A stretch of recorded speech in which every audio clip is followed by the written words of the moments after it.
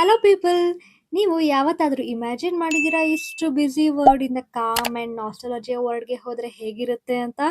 ನಮಸ್ತೆ, welcome to ಸಿತಾತ್ರಿ. ಇದು day 6 of starting a small business by two sisters. ನಾವು ಕ್ರಿಯೇಟ್ ಮಾಡ್ತಿರೋ ಗಿಫ್ಟ್ ಜಸ್ಟ್ ಓಪನ್ ಮಾಡಿ ಸೈಡ್ಗೆ ಇಡುವಂಥದ್ದಲ್ಲ.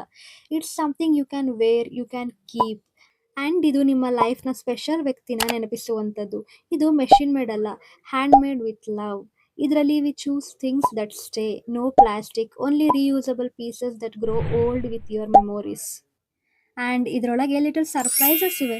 ಒಂದಷ್ಟು ನಿಮ್ಮ ಮೆಮೊರೀಸ್ನ ರಿಸ್ಟೋರ್ ಮಾಡುತ್ತೆ, ಒಂದಷ್ಟು ನಿಮ್ಮ ಮುಖದ ಮೇಲೆ ಸ್ಮೈಲ್ ತರಿಸುತ್ತೆ, ಒಂದಷ್ಟು ನಿಮ್ಮ ಬಾಯಿ ಸಿಹಿ ಕೂಡ ಮಾಡುತ್ತೆ, ಒಂದಷ್ಟು ನೀವು ಎಷ್ಟು ವಂಡರ್ಫುಲ್ ಆ್ಯಂಡ್ ಕೇಪಬಲ್ ಅನ್ನೋದನ್ನ ನೆನಪಿಸುತ್ತೆ.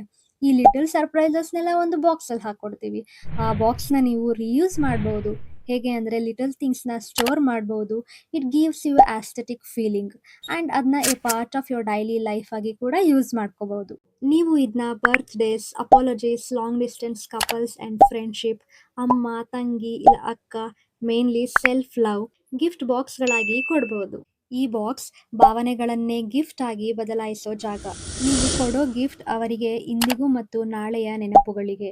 So we believe that gifts ಅಂದರೆ ಲೈಫ್ನಲ್ಲಿ ಒಂದು ಸಾಫ್ಟ್ ಬಾಸ್ ಥರ ಇರಬೇಕು, ಕಾಮ್ ಫೀಲಿಂಗ್ ಕೊಡಬೇಕು, ಮನಸ್ಸಿನಿಂದ ಒಂದು ಚಿಕ್ಕ ಮುಗುಳ್ನಗೆ ಬರಬೇಕು. ನಾನಂತೂ ಡೇ 7ಗೆ ತುಂಬ ಎಕ್ಸೈಟೆಡ್ ಆಗಿದ್ದೀನಿ.